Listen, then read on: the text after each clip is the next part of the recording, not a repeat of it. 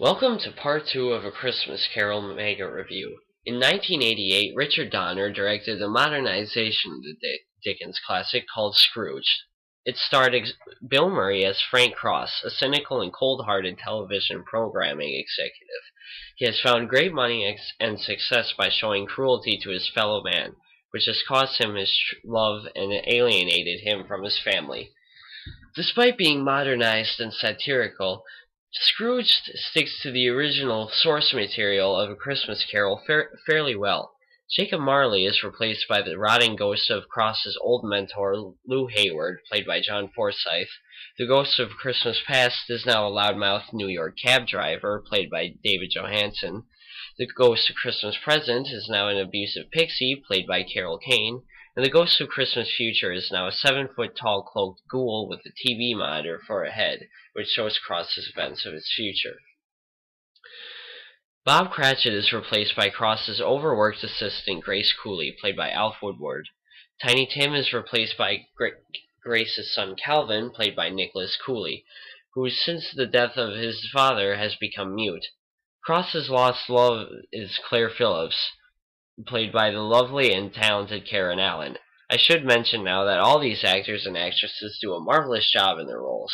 Bill Murray as Frank Cross is probably the cruelest Scrooge portrayal I've seen, and Carol Kane is particularly hilarious as she beats up Cross with the Three Stooges-style attacks. I also think it's worth mentioning that 3 of Bill Murray's brothers are in the film. John Murray plays Cross's brother James, Brian Doyle Murray plays Cross's father, and Joel Murray is in there somewhere, but I can't find who he plays. Although it was not received well by critics and die-hard fans of the Dickens tale, this is a very enjoyable and funny movie. It's a very clever adaptation and modernization of the film, and I know that many people watch it on Christmas. Plus, Danny Elfman does the score for the picture, and you know how I love Danny Elfman. Thumbs up. I'm going to talk briefly about Mickey's Christmas Carol now. If you have little kids around, and you want to introduce them to the story, I'd show them this version. Scrooge McDuck, otherwise known as that one duck with the glasses and Scottish accent, plays Scrooge. Mickey plays Bob Cratchit. Freddie Fieldmouse plays Tiny Tim. Goofy plays Jacob Marley. Jiminy Cricket plays the Ghost of Christmas Past. Willie the Giant plays the Ghost of Christmas Present. And Pete plays the Ghost of Christmas Future. Minnie Mouse plays Emily Cratchit, and Donald Duck plays Scrooge's nephew Fred, who I've done a pretty poor job of talking about in these reviews. My bad. Mickey's Christmas Carol has a very warm and friendly feel, and has enough dark atmosphere to spook the kids, but not scare them. I'd watch this.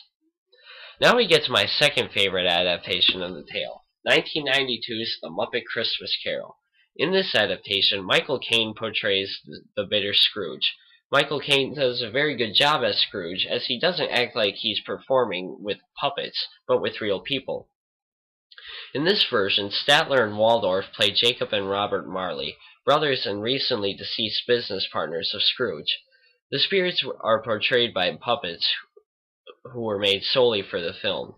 Kermit the Frog plays Bob Cratchit, and Kermit's nephew Robin plays Tiny Tim. Miss Piggy plays Emily Cratchit, Fozzie Bear plays Fozziewig, a pun on Fezziwig, Scrooge's former employer, and Sam the Eagle plays Scrooge's old schoolmaster. Perhaps one of the most interesting aspects of this film is Gonzo the Great's portrayal of Charles Dickens, who with the help of Rizzo the Rat narrate the film.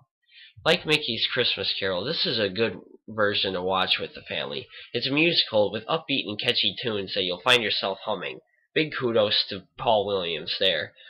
I watched this several times with my family from late November to early January. I grew up with the Muppets, and this film has a very special place in my heart.